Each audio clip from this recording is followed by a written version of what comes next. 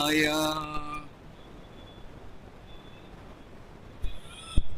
Namo Bhagavate Vasudevaya. Om Namo Bhagavate Vasudevaya.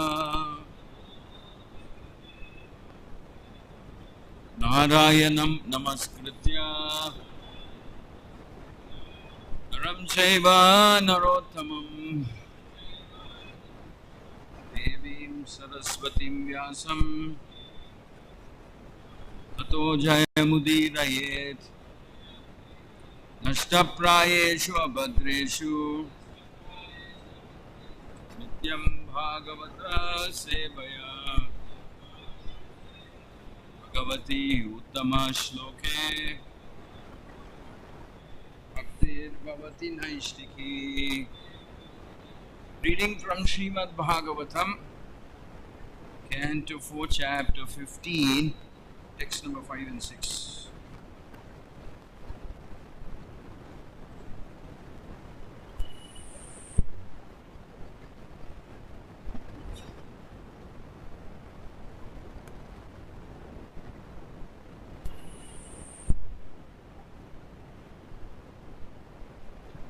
Text number 5.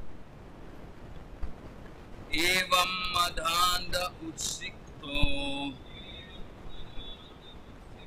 Evam madhanda utsikto Nirankusha iva dvipaha Nirankusha iva dvipaha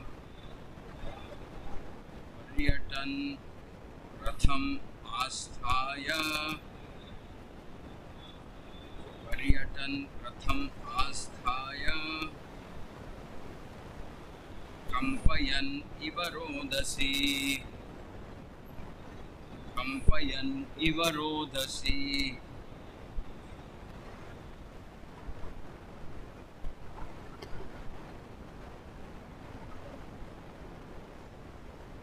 Evam madantha utsikto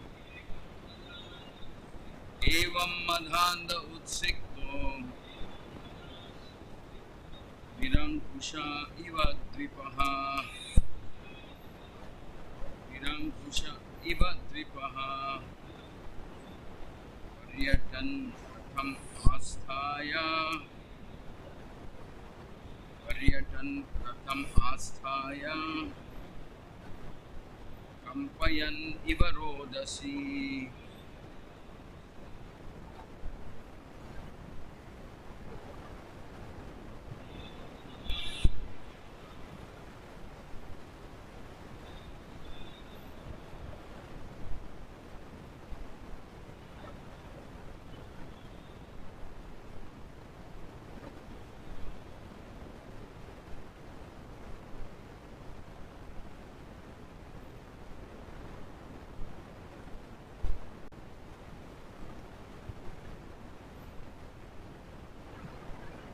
Evam, thus, Mada Andaha, being blind with power, Siktaha, proud, Nirankushaha, uncontrolled, Iva, like, Dvipaha, an elephant, Paryatan, traveling, Katham, chariot, asthaya, having mounted, Kampayan, causing to tremble, Iva, indeed, Rodasi, the sky and the earth. Translation. When he became overly blind due to his opulence, King Vena mounted a chariot and like an uncontrolled elephant began to travel through the kingdom, causing the sky and the earth to tremble wherever he went.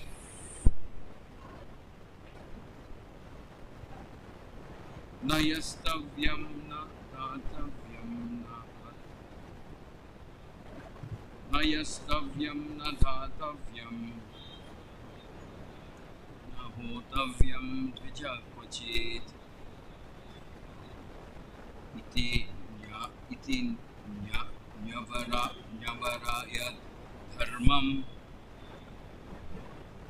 इति न्यवाराय धर्मम् भेरिघोषेण सर्वसः भेरिघोषेण सर्वसः. Translation and purport by His Divine Grace Sri Bhagavatam Swami.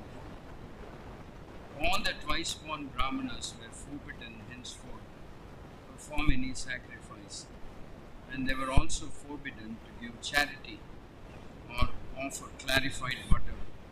Thus King Vena sounded kettle drums throughout the countryside.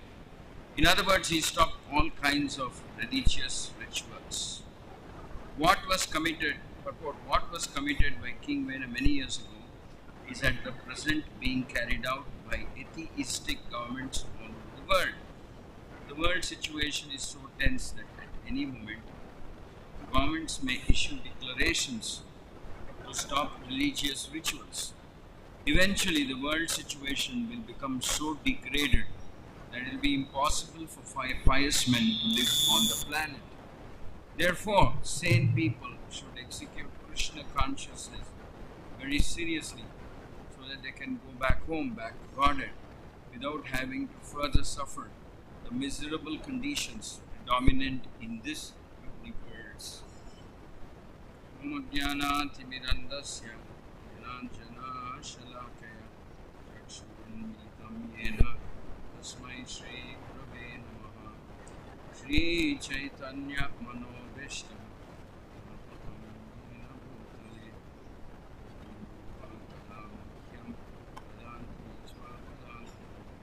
Vandeham Shri Guru Shri Yuta Pudakamalam Shri Gurun Vaishnavamsya Shri Rupam Sagrajatam Sagana Raghunathanvitam Tam Sajivam Sadvaitam Savadutam Parijana Saitam Shri Krsna Chaitanya Devam Shri Radha Krishna Bhagan Sagana Lalita Shri Vishakhan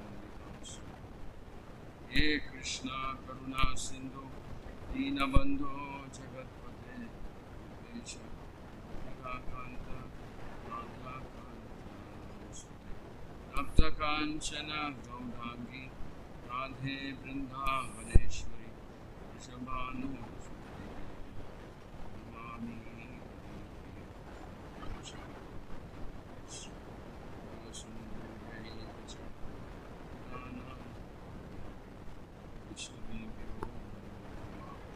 Jaya Shri Krishna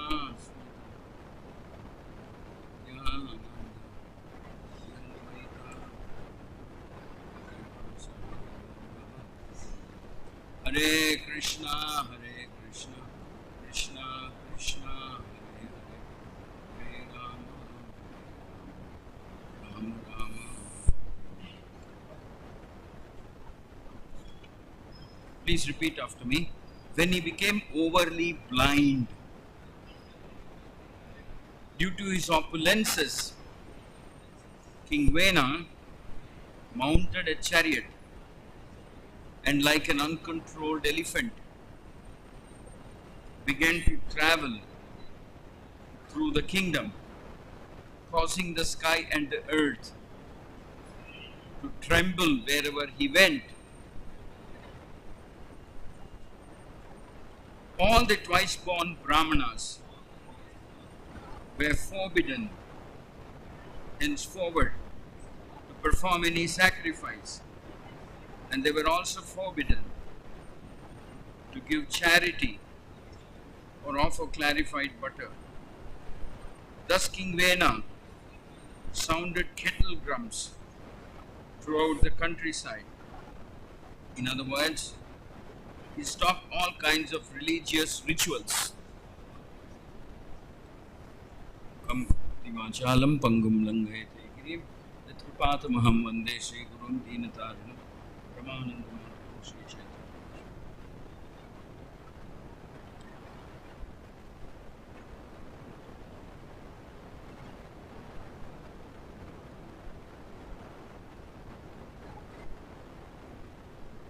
Hare Krishna.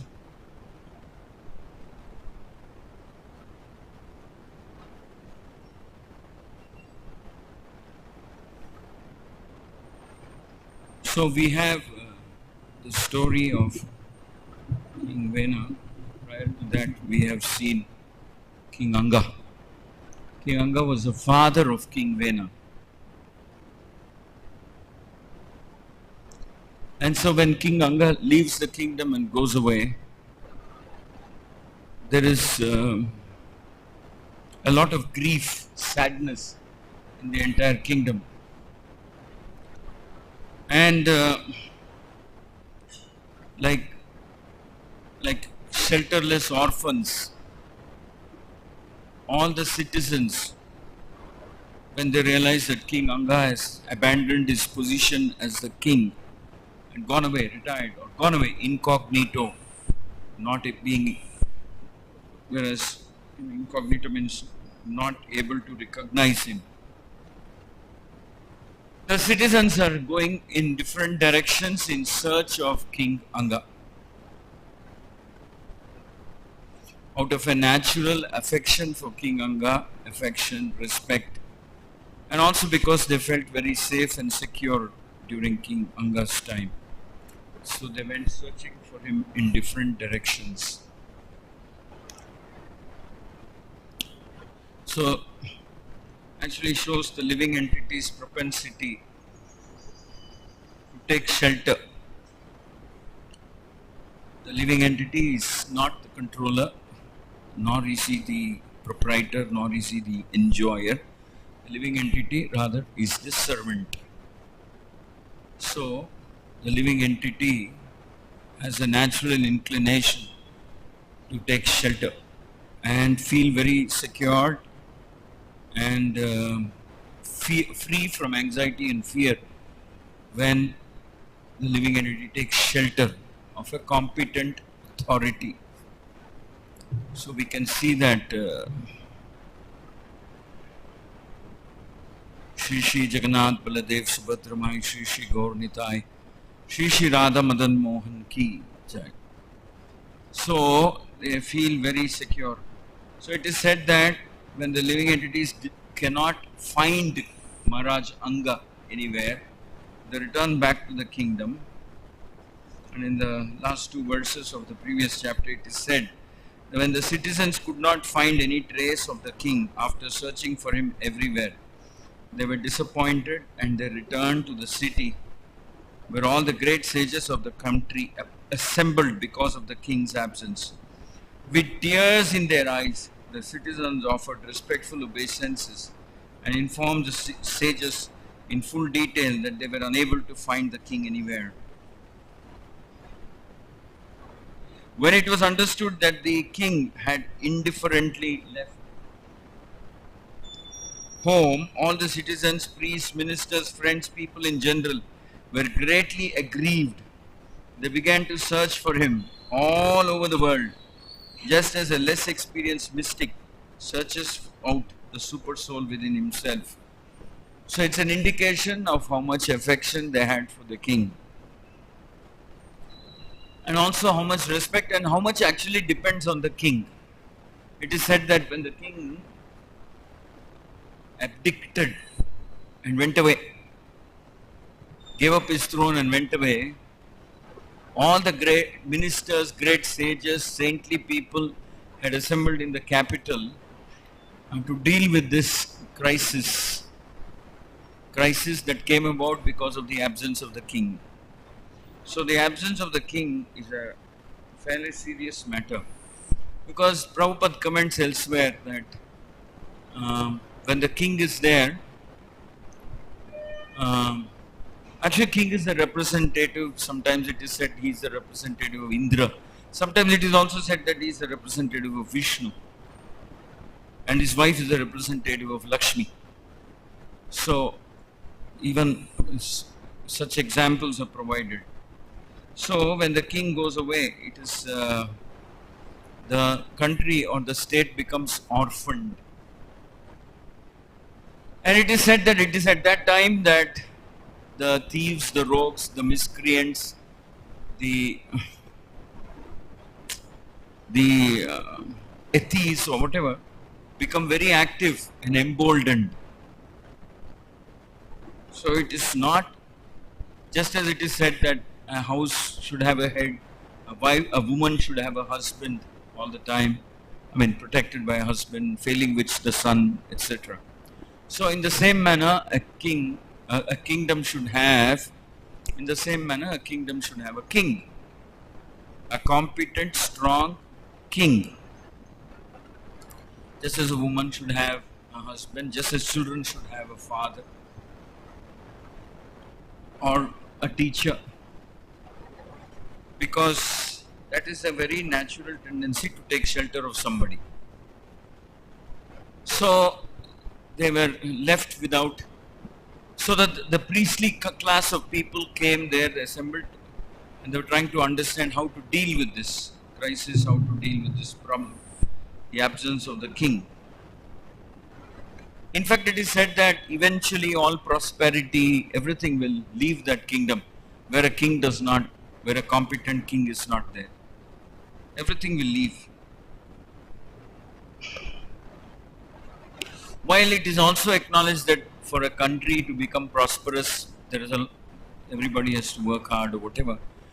But the main ingredient is that for a country to become peaceful, people to become peaceful, healthy, prosperous, there has to be a person who's upholding dharma. Strongly upholding dharma, fearlessly upholding dharma. So wherever dharma is being protected and nourished, nurtured, there eventually people will be peaceful, happy, and there will be prosperity. That is the reason why when Dasharatha had an untimely death and Rama went away into the forest, Bharata refused to become the king. The great sages at that point of time recognized that this is not a good thing. It's very risky, very dangerous not to have a king. Even a great province like Koshala, Ayodhya, which was one of the most prosperous cities, they felt that it is not good for a kingdom to be without a king, without a master, without a benevolent, affectionate, but strong master. So they recognize that this is a crisis, and hence when Bharata refuses to become the king, Bharata also understands that there has to be a king at all points of time. A kingdom cannot be without a king, which is risky. But Bharata sets out and says, no, I'm going to bring back Lord Rama, my brother. It is his kingdom, and it was through some deceit that kingdom was snatched away from him, and I would like to rightfully return it to him, because he is the rightful owner of this throne. But the point to be noted is that even at that point of time, it was recognized that to leave a kingdom, even though it was as prosperous and flourishing as Kosala kingdom, without a king was very dangerous. So in other words, whether it's a king, whether it's a woman, whether it is a child, or whatever, there is a need for a master. There is a need. In fact, I say that children, irrespective of their whatever, Brahminical, Kshatriya class, irrespective of their position, wealth, etc., all of them go to the same Gurukul and learn the art and practice of obedience, submission, obedience. Because we have to be submissive and obedient at all points of time in our life, ultimately to Krishna, Krishna's words, dharma, etc. And for that matter, So the big question is, what about us? So the scriptures recommend that we are no exception. If we don't have a competent authority who is supervising us and guiding us at all points of time, what is to say what we will become? How can we even say what we might become, or what we might have become? So, not just that this is for everybody else but not for me. This is first for me and then for everybody else. In other words, the scripture recognizes that all living entities need a competent authority. Competent, benevolent, competent, and of course, when I say competent, I guess everything is included. So a benevolent and a competent authority, which is true even for us, which means even we need to have an authority. Actually, Prabhupada points out one graphic example. He says that when he was taking a walk down the Juhu beach one time, there were some stray dogs. And Prabhupada said when there were stray dogs, people would try and chase these dogs away. Throw stones or chase them away, stray dogs. But when the dog has a master, it's chained actually, it's chained and whatever, chain, and it's held by a master and it's walking by the side of the master. Nobody tends to disturb that dog.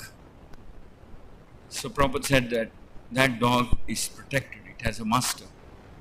And hence it's not chased away. And the dog actually, Prabhupada says, walks proudly with a nice gait because it's walking next to its master and it knows its master will protect. Come what may. So Prabhupada said, we are also like that, we are not different. We also need to be protected, this is one very difficult idea for people of Kali Yuga to accept. Very, very difficult. They say, why? I can do it myself.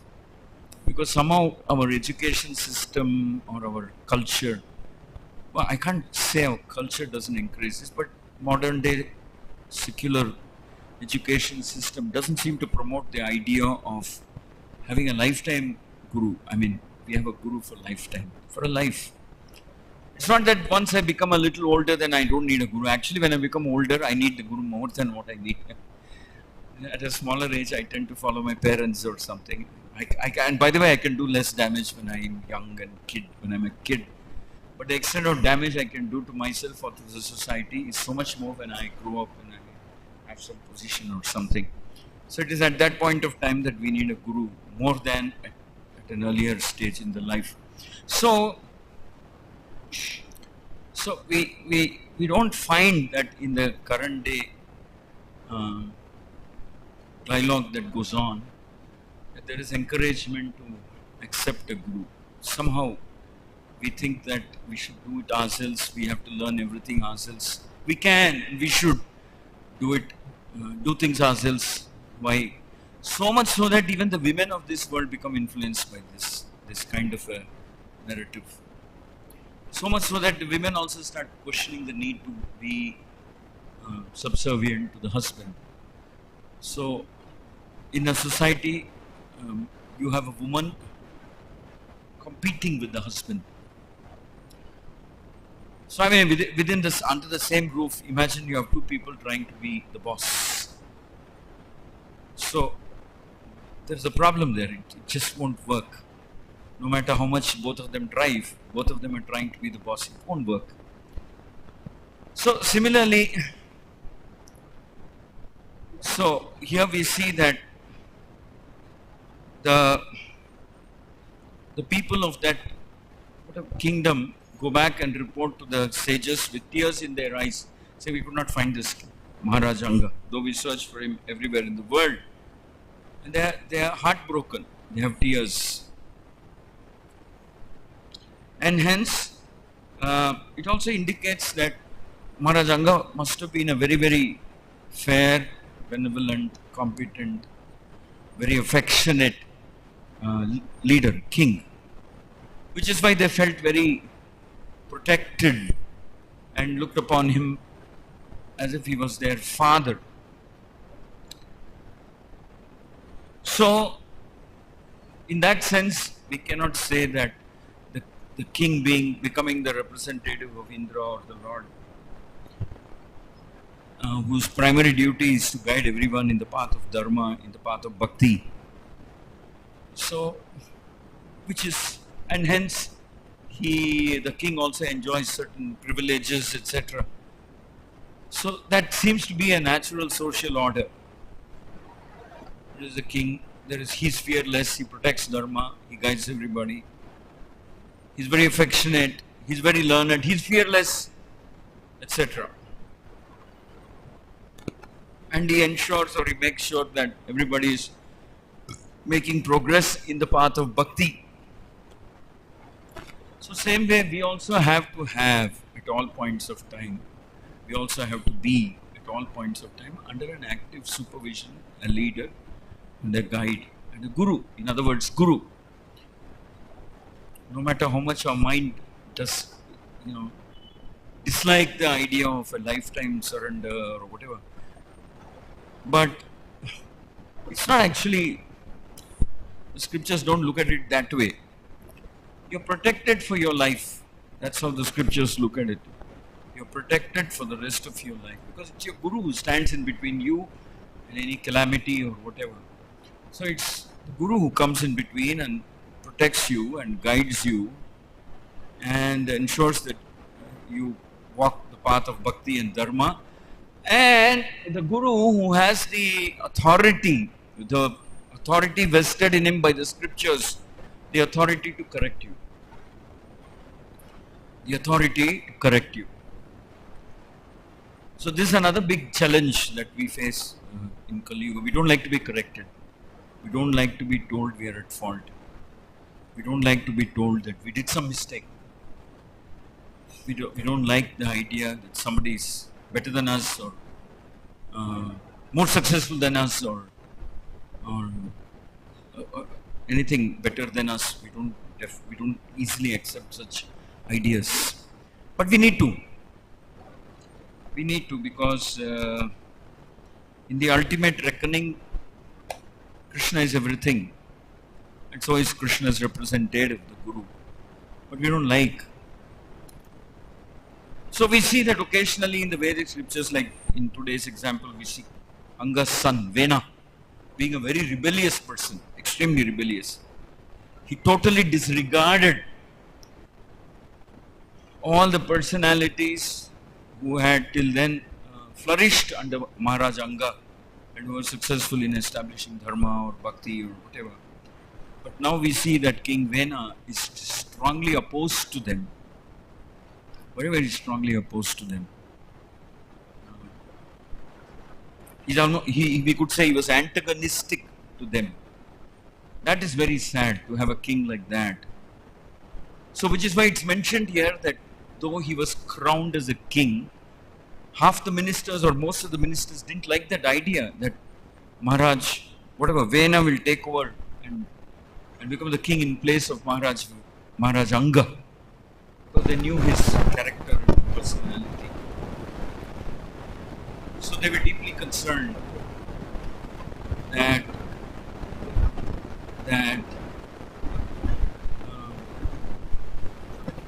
he might prove to be very harmful to the devotees in the kingdom or the pious simple people of the kingdom. He may prove to be very harmful. That was their assessment about King Vena. But nevertheless, there is some statement in the Vedic scripture which says that better to have a king than not have a king. Sometimes women are told, okay, let's say your husband is completely off the reins or something. But nevertheless, better to have a husband than be a woman without a husband. The scriptures say something like that. So similarly, there was this whole hard choice to make between what to do with Vena and how do people survive under King Vena. So the kingly class of people carry a huge responsibility, very big responsibility of being fearless, of being well versed in scripture, of being fair, of being competent, of being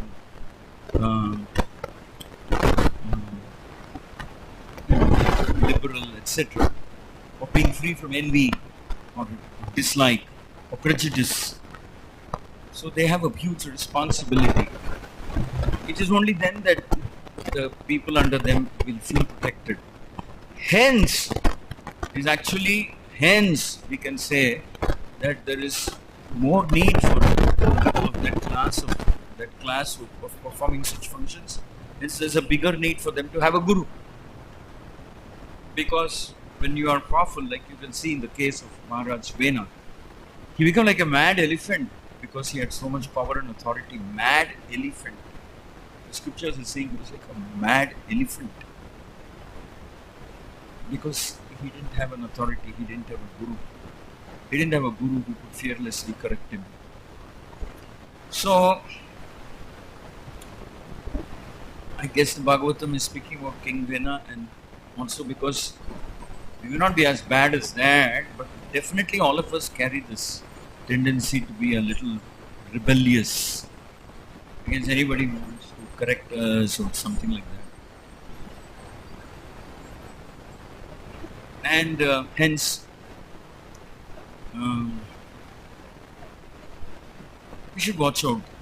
As soon as we develop some tendency of trying to very subtly disagree with people, devotees we are working with, disagree very, very vehemently with devotees we are working with or the authority we are working with. And when we try to apply non-Vaishnava type of solutions to such problems, when I say non-Vaishnava, that means trying to become independent, trying to challenge one's authority. So in a non-Vaishnava way, apply solutions. So we should be very cautious and careful that there will be differences. Prabhupada says there are bound to be differences. But ultimately it is reconciled because all of us want to serve and please Guru and Krishna. It actually says that. So if you genuinely have a desire to serve Krishna, etc., they'll get reconciled. They get adjusted. So in the same manner, we also have to watch out as to what is it that we wish to do, wish to achieve, and so on. Human life is pretty short, and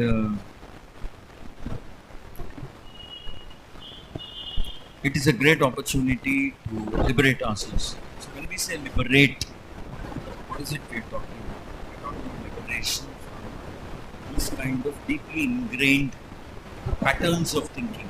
These patterns of thinking become deeply ingrained, such as tendency to find fault, tendency to be rebellious, tendency to not to accept an authority, tendency to start thinking that I think I've grown up enough, I don't need anybody to tell me anything. I can do it all myself. I've learned it. Something like that. Actually, somebody who feels like that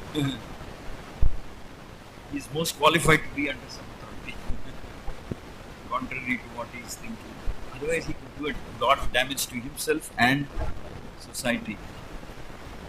So, there is this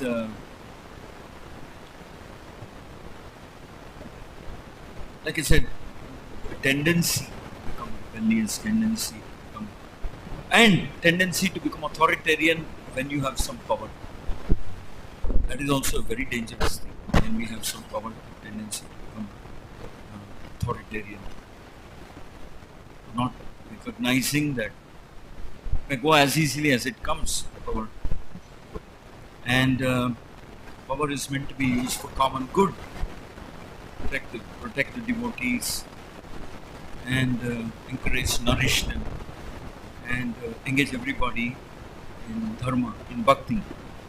That's the purpose of power. And protect them, actually protect them. So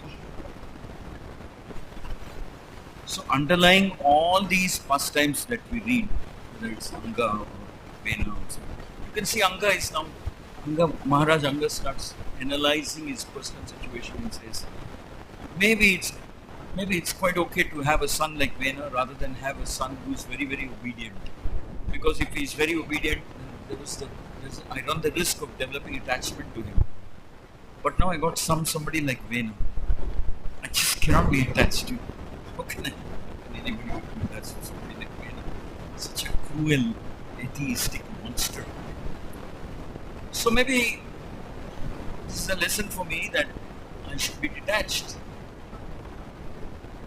Futility, understanding the futility of this kind of an interaction, temporary, I should learn to be more focused on my long-term life goals of bhakti, etc. So one day he just abandons his kingdom and goes away. After thinking like this, imagine king just renounces and goes away. Just goes away. So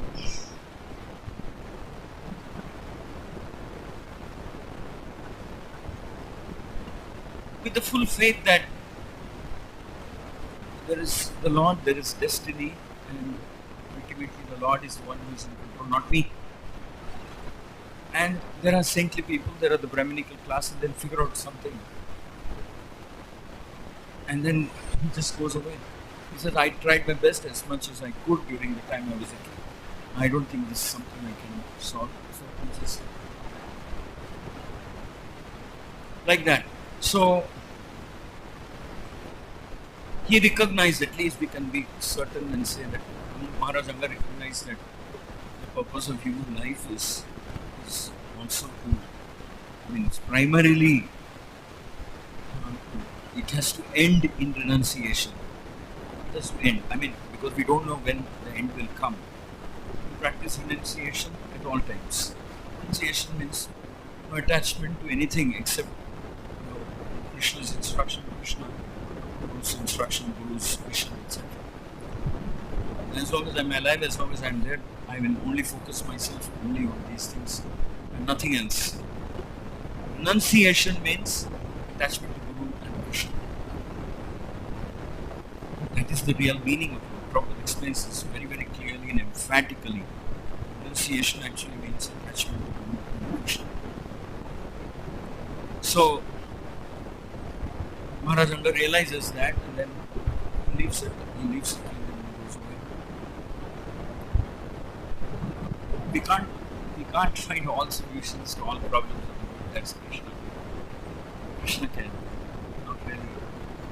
Not really within our scope. We're just tiny, insignificant living entities.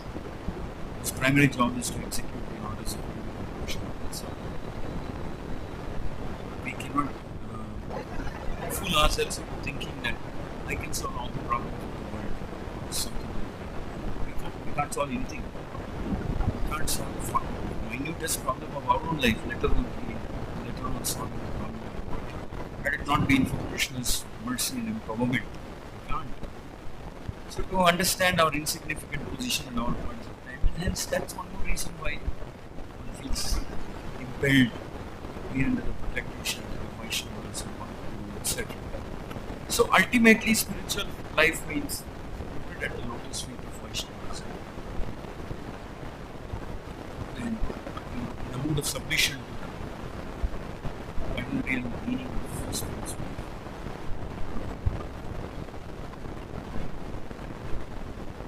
And then we'll see as the story progresses what happens to King Ben. How from a hopeless situation, Brahminical class of devotees turn it around. A hopeless situation. In order to protect the people of this world and people of the world at that point of time, they turn around a hopeless situation and free people from the clutches of Vena. Free all the people from the clutches of this demoniac king Vena. So we can say that Lord Chaitanya has appeared very mercifully to free us also from the clutches of Maya. From the clutches of Maya, from the clutches of fruitive mentality, from the clutches of speculative mentality, from the clutches of attachment to body, mind, family, etc. We can say that Lord Chaitanya has appeared. Ensure that we don't have attachment for anything other than Ahaituki Bhakti. Advaita Acharya says, if there's anybody who can transform the people of Kali Yuga, it is only you, Krishna. Only you have to come. And you have to come in a very special mood. A mood of munificence, mood of compassion. Hence Lord Chaitanya is called Mahavadanyaya. So our only hope is also Lord Chaitanya in that sense. For us, just as the Brahmanas will free the kingdom from the clutches of Maharaj Vena, if we have to have any hope of becoming freed from clutches of lust, greed, envy, etc., anger, jealousy, etc., then our only hope is also Lord Chaitanya. And the process of bhakti as enunciated by him. And as explained in the purports of Srimad Bhagavatam. And hence, our only hope is basically Nityam Bhagavata Shravanam. Reading this amazing scripture day after day. Hare Krishna, Hare Krishna, Krishna Krishna, Hare Hare. Hare Rama, Hare Rama, Rama Rama. Any questions?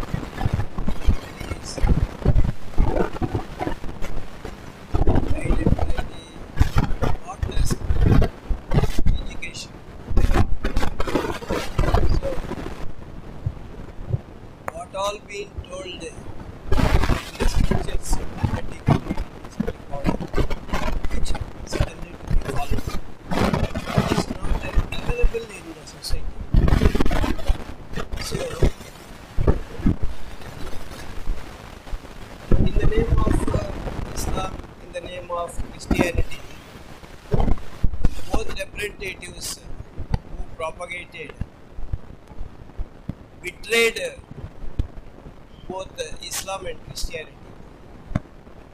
even though they propagated in the name of those two, they betrayed themselves and established this atheistic situation in the society. So, how to bring this authentic, graceful presentation by Srila Prabhupada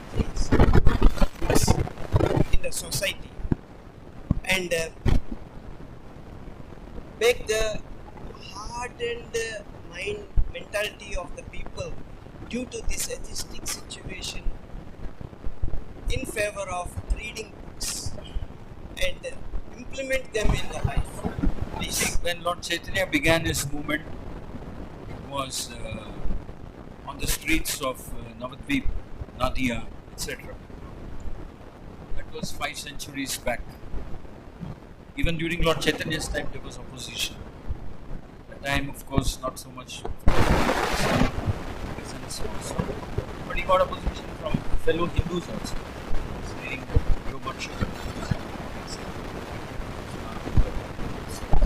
so there was opposition. But Lord Chaitanya is wisdom. Lord Chaitanya showed it to us how to change. Right.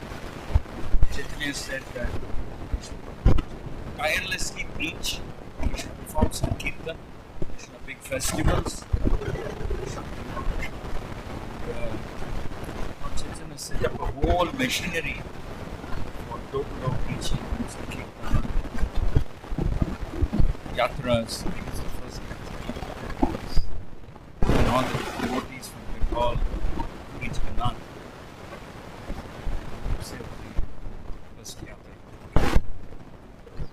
First yastra was conducted, and today it has grown. Today we have thousands of cities, branches, thousands of places around the world where the same thing is going on. Lord Chaitanya said, you don't have to do anything different. Do some kirtan, build temples, install deities, give out prasad, have festivals, worship the deities and give out the books. Because see, Lord Chaitanya says that Yeah, all of us are intrinsically the same. There is a Christian or a Muslim, he is under different levels of attachment and ignorance.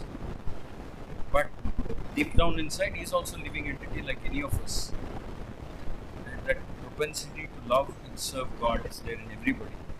It's just that it is covered by some cultural, shall I say, whatever it has to do with their culture where they're born. But otherwise, as living entities, we are all the same. We like to serve.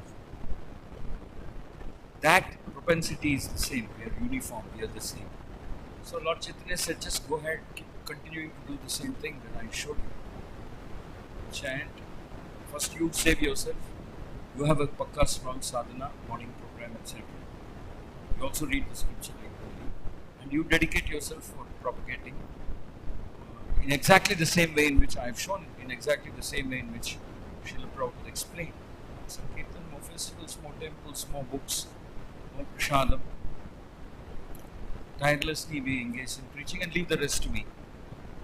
Golden age will manifest. Lord Chaitanya has promised. So we just continue to do that. We are not so worried. Ultimately, results are in Krishna's hands. What is there in my hand is my sincere endeavor. And to that extent, I try to be sincere. I try to apply myself. And the rest, Krishna. It will happen as per Krishna's plan, Lord Chaitanya's plan. Prabhupada also said, don't worry too much about the results. It will come. It will come. Hare Krishna. Thank you. Srimad Bhagavatam ki Shri Janardana Shri Gaunitaya Shri Radha Madan Mohan ki